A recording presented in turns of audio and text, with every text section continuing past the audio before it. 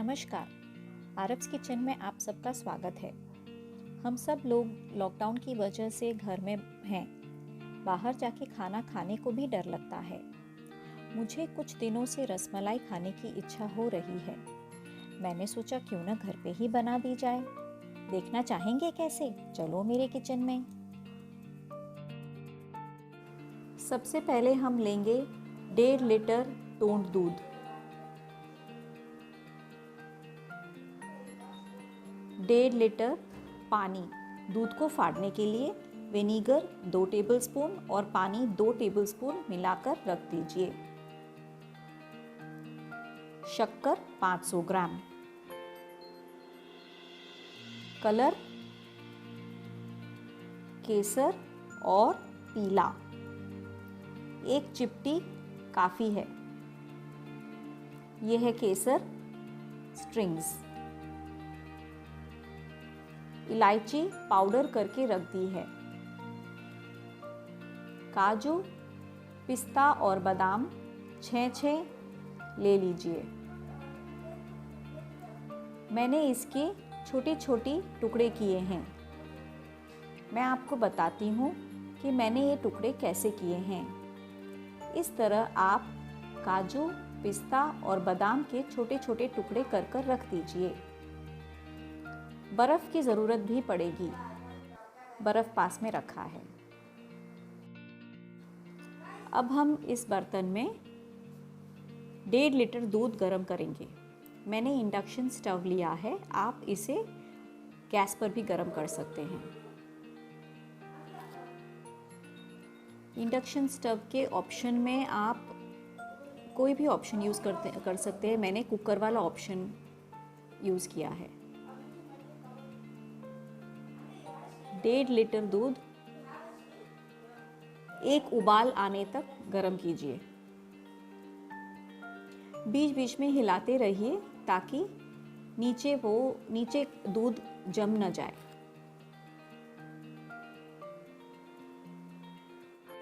दूध को हिलाते हुए करीब 7-10 मिनट हो गए हैं और बस इसमें अब वो उबाल आ गया है।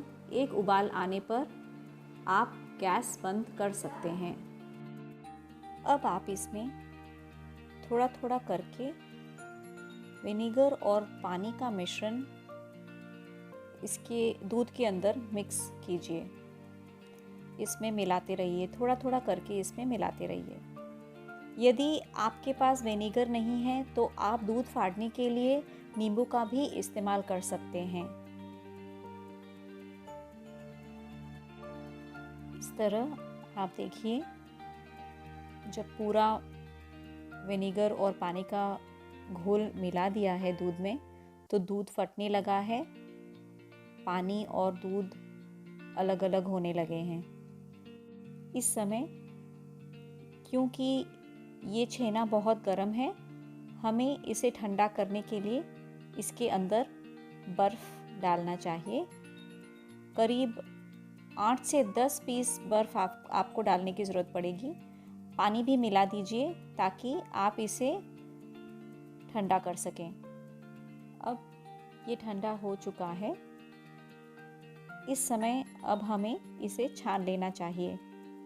छानने के लिए हमें एक इस तरह का कॉटन का कपड़ा लेकर नीचे छन्नी रखनी है ताकि पानी सारा छन जाए और छेने को थोड़ा थोड़ा करके हमें इस कपड़े में डाल देना चाहिए।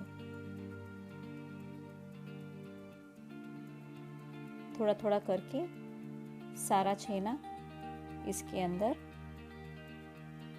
आप डाल दीजिए। इस तरह इस कपड़े को बांध के और हमें इसका पूरा पानी निकालना है। पानी निकालने के 2 तरीके हैं। मैं इसे हाथ से इस तरह मरोड़कर और दबा दबा कर पानी निकालने वाली हूँ। कुछ लोग इस कपड़े को बांधकर 4 घंटा रख देते हैं और उस तरह भी पानी निकाल सकते हैं। पर यदि आपके पास इतना समय नहीं है तो ये तरीका भी इस्तेमाल कर सकते हैं। देखिए, इस तरह आप बीच बीच में इस छेने को इस तरह अपने अंगूठे से दबाते रहिए और पानी निकालते रहिए। मुझे करीब 10 मिनट हो गए हैं। इसका पानी पूरा निकल चुका है। अब आप इसे एक तरफ रख दीजिए। हम अब रबड़ी बनाएंगे। रबड़ी बनाने के लिए एक बर्तन ले लीजिए और अपना गैस ऑन करके आधा लीटर दूध इस बर्तन में गर्म करने के लिए डाल दीजिए। दूध को आप धीमी आंच में गर्म कीजिए।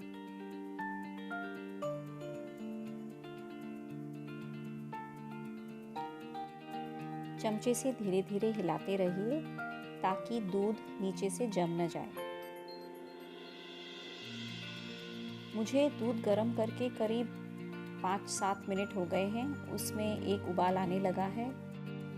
इस समय आप केसर की करीब 10 से 11 पंखुड़ियाँ मिला दीजिए।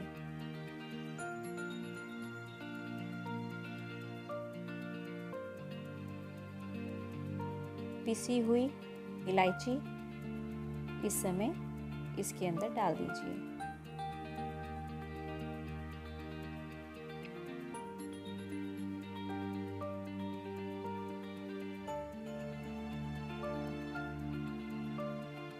और अब कटी हुई काजू, बादाम और पिस्ता इसके अंदर डाल दीजिए।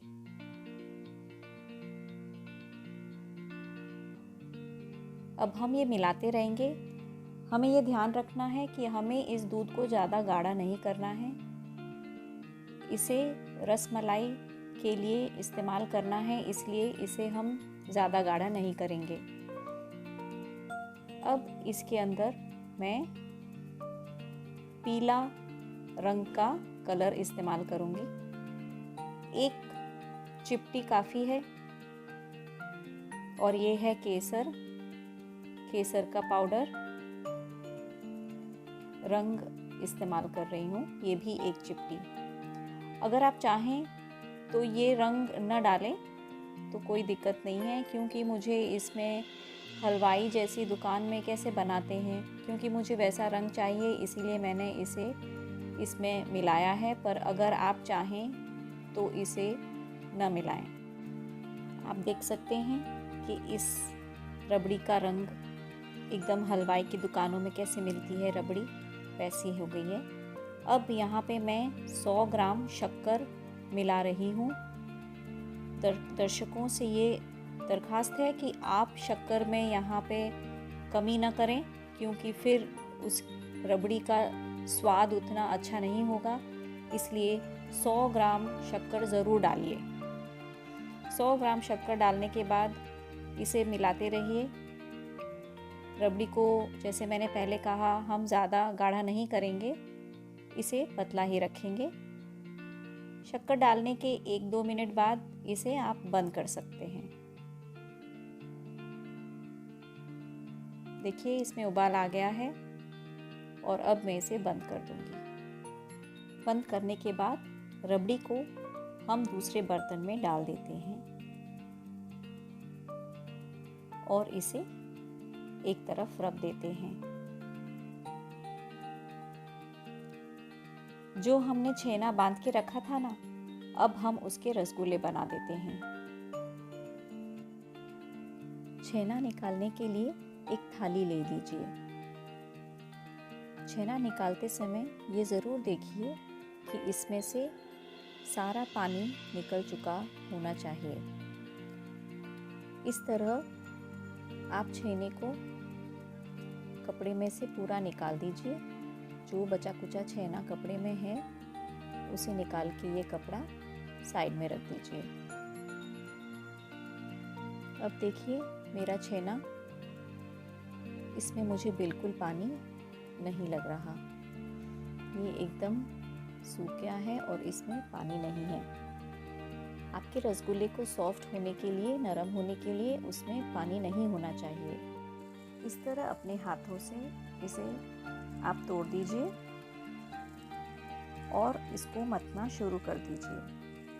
मथने के लिए आप अपनी हथेलियों का इस्तेमाल कीजिए और करीब 10 से 15 मिनट इसे इसी तरह मथते रहिए। इसी तरह मथते मथते ये एक आटे की तरह हो जाएगा और सारा मिल जाएगा। देखिए इस तरह मत कर मैंने इसे पूरा एक आटे की तरह बन गया है। ये देखिए इस तरह ये इतना मुलायम होना चाहिए कि जब हम इसको पूरी तरह दबाएं तो ये ठीक रहे। अब यहाँ पे मैं इसमें कॉर्नफ्लावर इस्तेमाल कर रही हूँ, मिक्स कर रही हूँ। आधा स्पून कॉर्नफ्लावर डाला है मैंने। आप इसमें अरारोट का पाउडर भी डाल सकते हैं। अब ये एकदम तैयार हो गया है और इसके अब हम छोटे छोटे गोले बनाकर रसगुल्ला बनाना शुरू कर सकते हैं। ये देखिए इस तरह मैं अपने हथौलियों के बीच में इसको गोल गोल करके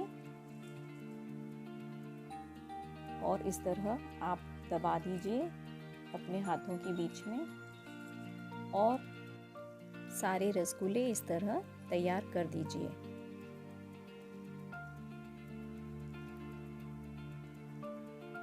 ये देखिए रसमलाई की शेप में ये रसगुल्ले इस तरह रेडी कर दीजिए। अब मैं इसी तरह सारे रसगुल्ले तैयार कर दूंगी। ये देखिए मेरे सारे रसगुल्ले तैयार हैं।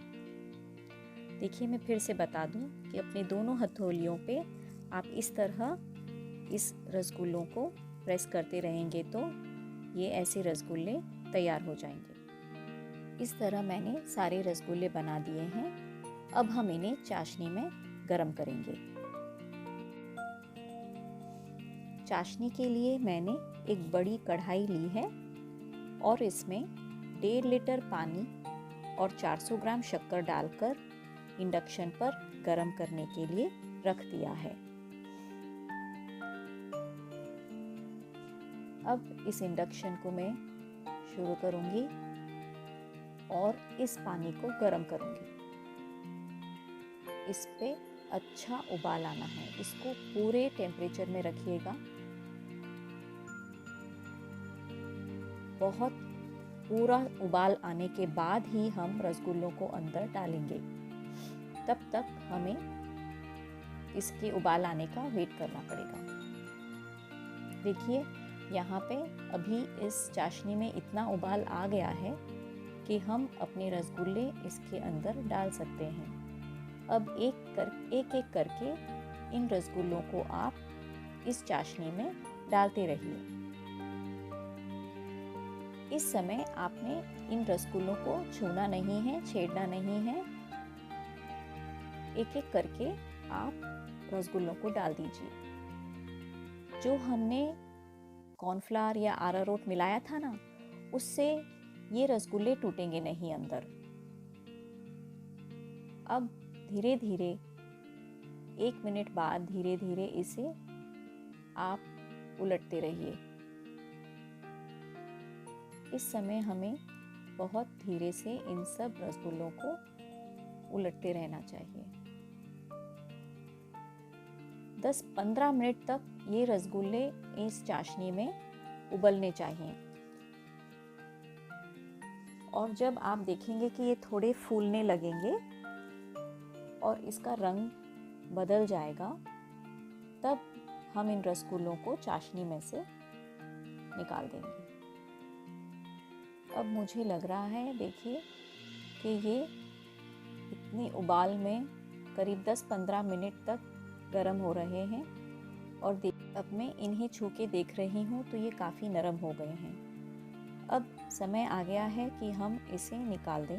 निकालने के लिए हमने एक बर्तन में 6 से 7 बर्फ़ रखे हैं। इन रसगुल्लों को आप उस बर्फ़ वाले बर्तन में निकालिए ताकि इनकी जो नरमता है वो जाए नहीं। रसगुल्लों को नरम रखने के लिए हमें उसे उसी टेम्परेचर में रखने के लिए बर्फ़ के बर्तन में डालना है और उस बर्तन में मैंने ये थोड़ी चाशनी भी डाल रही हूँ ताकि उसकी जो शक्कर की जो चाशनी है और शक्कर का जो टेस्ट है वो बना रहे। तो आप चाशनी को बर्फ़ वाले बर्तन में रसगुल्लों के साथ मिलाते रहिए। देखिए ये मैं थोड़ी अच्छी तरह से बता रही हूँ आपको। ये है, हमने चाशनी में से रसगुल्लों को इस बर्तन में डाल दिया जिसमें बर्फ़ है और चाशनी भी इसमें मिला दी। इन रसगुल्लों को चाशनी में 1 घंटे तक रखना है। देखिए अब ये रसगुल्ले तैयार हो गए हैं। 1 घंटे बाद आप इसे रबड़ी में डाल सकते हैं और इस तरह चाशनी को हाथों से थोड़ा बहुत जो रस रह गया है उसे निकालकर एक एक करके रबड़ी में मिलाते रहिए। एक एक करके रबड़ी में मिलाने के बाद इसे रबड़ी में करीब 5 से 6 घंटे हमें रखना है और 5 से 6 घंटे रखने के बाद ही हम इसे खा सकते हैं, ताकि रबड़ी का जो रस है वो रसगुल्ले में मिल जाए। अब इस बर्तन को आप एक तरफ रख सकते हैं। देखिए हमारी रसमलाई लग रही है ना, एकदम बाजार वाली रसमलाई। तो फिर देर किस बात की, आप भी ट्राई कीजिए। अगर आपको मेरा वीडियो अच्छा लगा तो लाइक बटन दबाइए। आपकी राय नीचे दिए कमेंट बॉक्स पे दीजिए। मेरे चैनल को ज़रूर सब्सक्राइब कीजिए और बेल आइकन दबा के मेरे अगली वीडियो की जानकारी पाइए। धन्यवाद।